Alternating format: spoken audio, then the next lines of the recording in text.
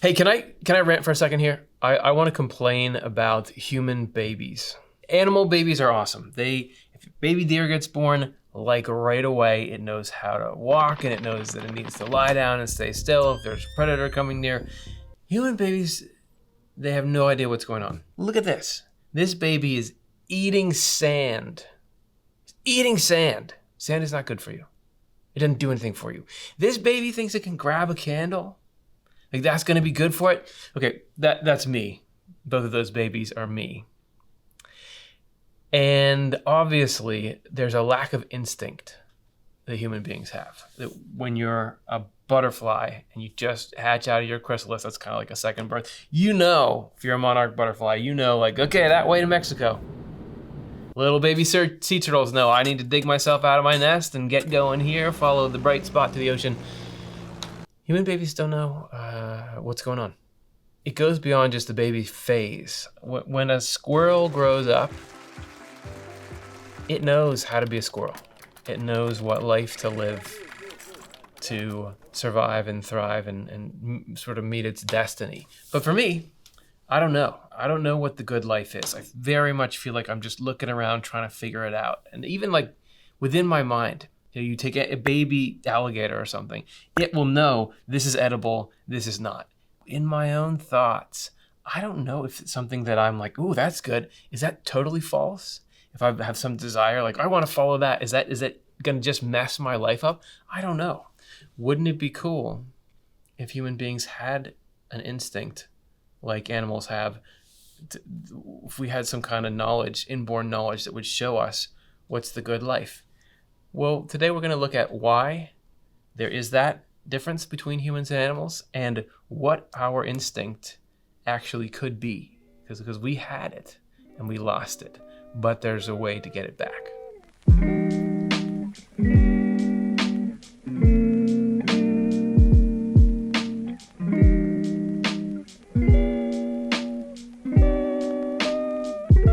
In a previous episode, and I already know you watched every single episode, so you know exactly the one that I'm talking about, right? I used a glove. It was so cool. I can't believe you missed it. I used a glove to demonstrate that, it looks like it's alive. The glove looks like it's alive, even though it's just a little covering on my hand. So what is outermost can look like it's alive, even if it's just covering something that's alive inside of it. So this, if I took this glove off, this is still a covering. This is still a covering because this is physical material and it's not alive on its own. It's just covering the spirit that's inside of it. And according to Swedenborg, the whole physical world is a glove. All of nature is a glove that is just on top of, responding to, being directed by the spiritual life that's inside of it. This is from Heaven and Hell 108. Everything in this world arises from the divine and is clothed with the kind of elements in nature that enable it to be present there. So how can my spirit be present here in this world, in this room, and I can pick up gloves and do this kind of stuff with them? Is because my spirit has access to this body or is clothed with the body. And so now it's like, even though my spirit isn't really here physically, it's here. Like it's got an ambassador that's here. So glove with inside glove with inside glove, inside glove with inside, is God through all these layers becoming present. It's because our life comes from God and so on and so on. So that's not just for us. Everything in the physical world is like that. Everything is a cover for a spiritual force. And that is why nature is so cool. That is why animals and their behaviors and what they do, that's why it's so amazing. Swedenborg had many what you could call stoner moments about this. Like, whoa, think about how, he goes on and on about it. He talks about honeybees and how it's insane that honeybees have the kind of society that they have and the architecture and the building. The process of a caterpillar going to a butterfly, the complete liquidation of the caterpillar.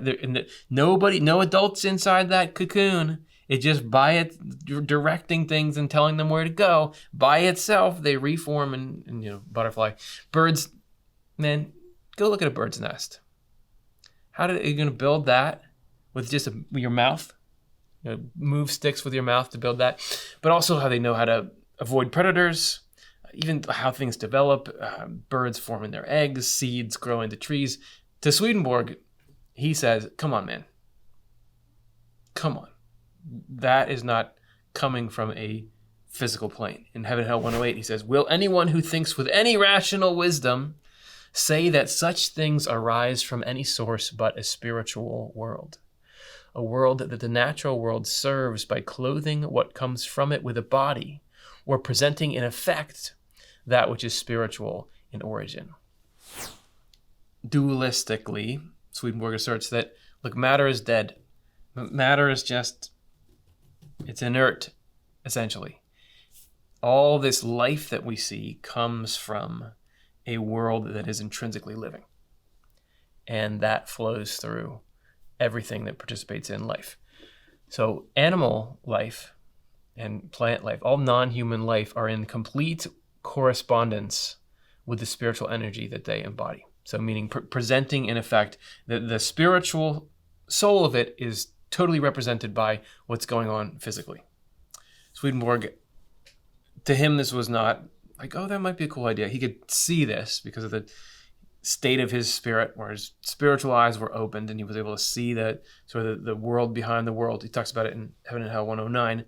Very often, when I have looked over trees and fruits and flowers and vegetables in gardens, so in like looking at his garden in Stockholm, in the world, I have become aware of corresponding things in heaven. Then I have talked with nearby people there, meaning people in the afterlife, and have learned where these plants were from and what their characteristics were. So he could look out, he was way into gardening, look out and see the stuff that was growing there and understand, oh, there is the soul that is animating this stuff here on earth is spiritual. And if you were in the spiritual world, you can see it and understand this is the step above it on the cascading waterfall of existence. If you want to know more about this spiritual origin and correspondence of animals and plants, of course you do. We've got a couple of shows about that. Are there animals in the afterlife? And spiritual insights through gardening. Everything's spiritual. There's a spiritual soul in everything coming from the spiritual world, part of God's divine design. And in the past shows, I've been going on and on and on about how we human beings also have spiritual forces flowing into us. Then why don't we have instinct? Why are we so ignorant about how to function in this world compared to animals? Why do we not even know that there is anything spiritual? Well, that's because something happened.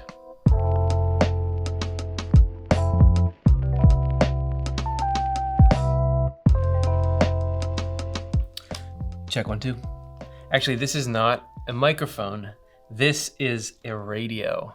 Made cleverly to look just like a microphone that a friend gave to me a long time ago. Thanks, Luke. This thing needs an antenna. This wire is the antenna that makes this work. AM, FM, pretty nice. This is what makes it receive radio waves. And then you've got a dial on here. You got a switcher AM to FM. You got a dial on here that allows you to surf frequencies. Tune in, see what people are talking about on the radio. Animals and people, everything that's alive has a spiritual antenna.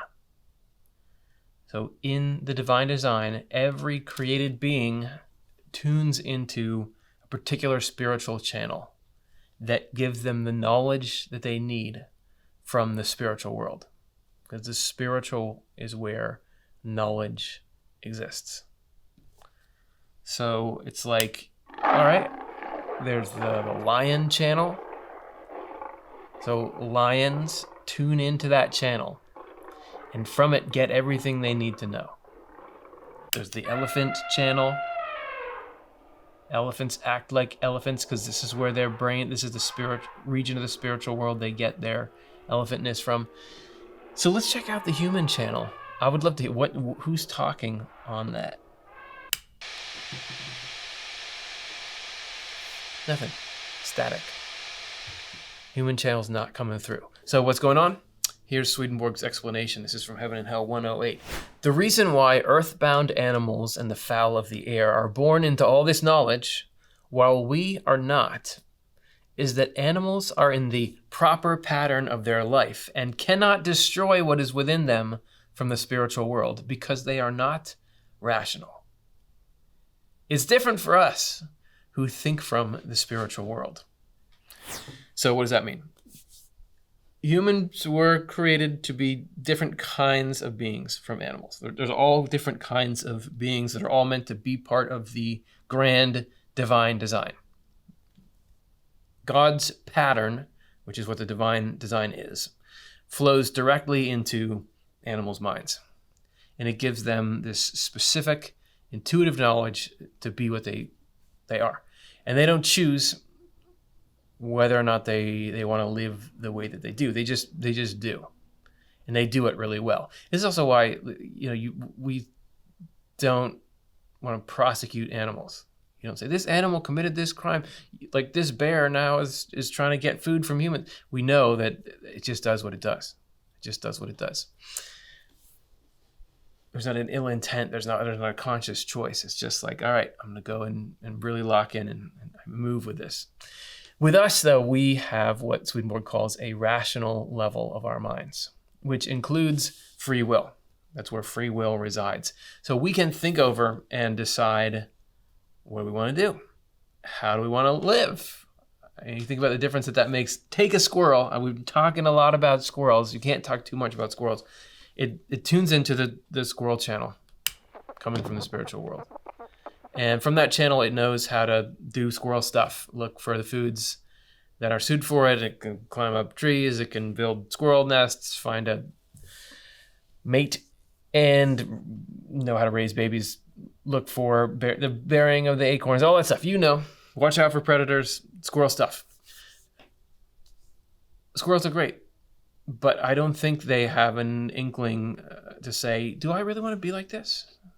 Like, why am I in this squirrel race where I'm getting all these nuts and I want to go live like a deer lives or something, like a person. It just goes. So it's fully on board with being a squirrel. So because it's in the pattern that its outer form lines up with the inner form, it can receive all this instinctive knowledge about how to act so that it is squirrelness. That's why we think they're cute. They do what they do. Human beings do not do what we're supposed to do. And do you know what human beings are supposed to do? According to Swedenborg, the God-given human instinct is meant to be a life of mutual love. Like everything that religion and spirituality is trying to get you to do, and morality is be nice to each other. That is how human beings were built to be. We are supposed to be loving each other, supporting each other. According to Swedenborg, that's how people used to do it way, way back in the day. Their default was love and charity and all that. So they had this connection where they got instinct. Doesn't mean they were just like on rails and just doing what it told them, but they knew what to do. They knew how to be good. They knew about the spiritual world. They knew how to connect to that. They knew about God. Along with that instinct to love each other came all this intuitive knowledge about here's the best way to live. Here's the good life, not just about survival, but about thriving. So there was an obvious, not just one path, but an obvious set of paths that would lead you to what's good. But we've got this rational level of the mind. We got free will in it. So we are able to choose if you want to do that or not. You can live within alignment. There's infinite ways to live within alignment with mutual love. You can choose one of those, or you cannot. People thought, okay, let's not. A long time ago, people started to, what if I don't live that way? What if I start to conquer people? What if I start to amass more wealth than I need? What if I start to subjugate people, everything that's against the charity, the Ten Commandments, etc.? People said, well, I'm going to do that. Little by little, choice by choice, over generations, that started to degrade our ability to tune into our own instinct. Because we started to, our behavior started to not match the spiritual life that we come from. So we stopped being in correspondence with the spiritual world. Swedenborg says in Heaven and Hell 108, because we have corrupted ourselves by living contrary to the design that reason itself has recommended to us, just makes sense, be good. We cannot escape being born into total ignorance. Our antenna is broken. We have lost the ability to tune into the heavenly human instincts channel. So instead, we just kind of wing it. We have to sift through all kinds of information to see, does this make life work? Is this the right way? There's huge clashes over what is good and what is right and what is true. That's what the human race is. That's where it is in each of our individual lives. Is that just how it is now? Are we always going to be in this kind of messed up state, flying blind? No, I don't think so. Let's look at what could turn things around for us.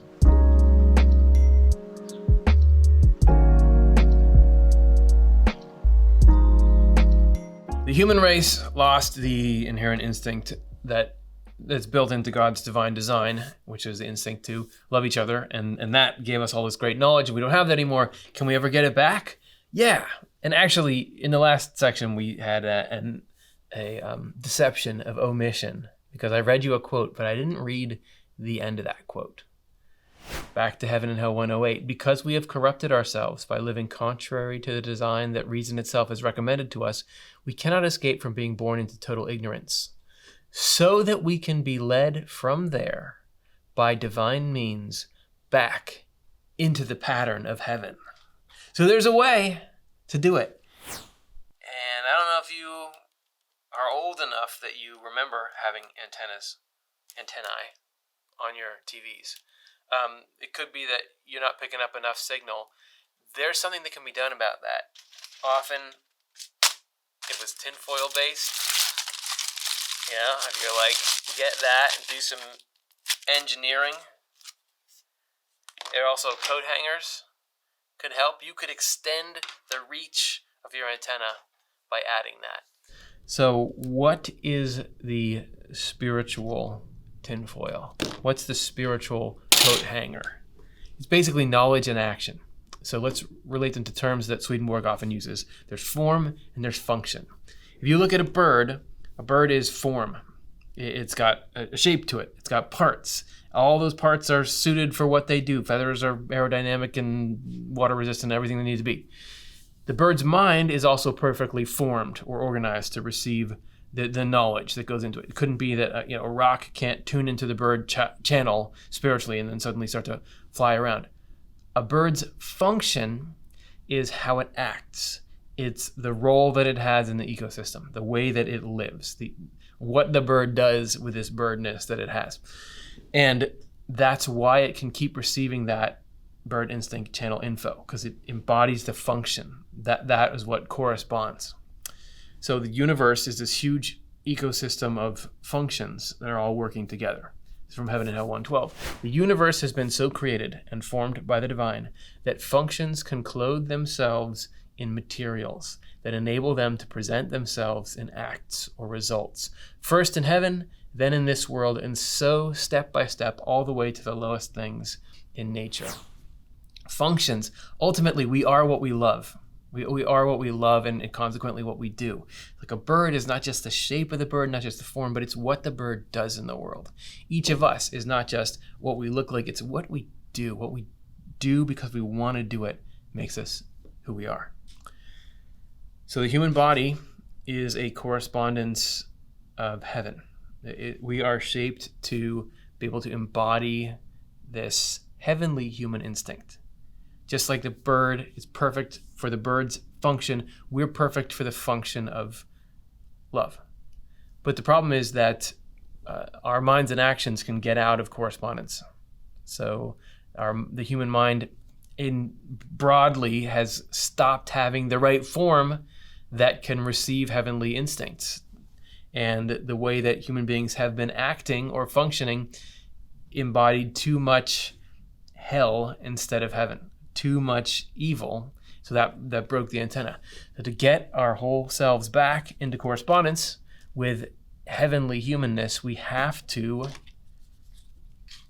start to augment our antenna. We have to, first of all, get knowledge.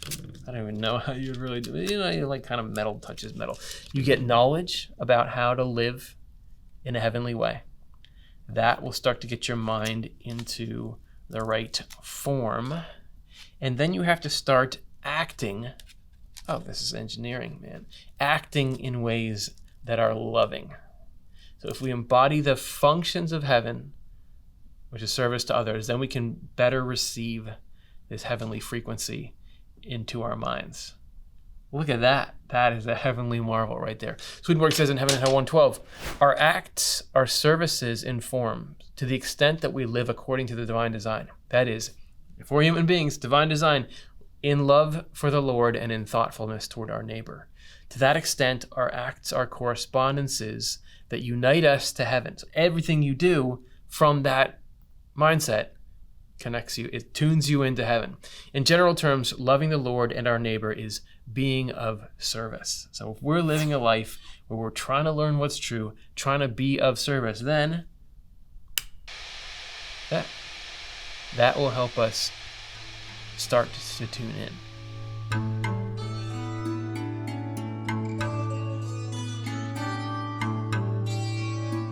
Okay, so everything is in divine order except for human beings. Cool. Super inspiring. It is not just about, let's get back so we're not embarrassing ourselves. Let's get back into divine design.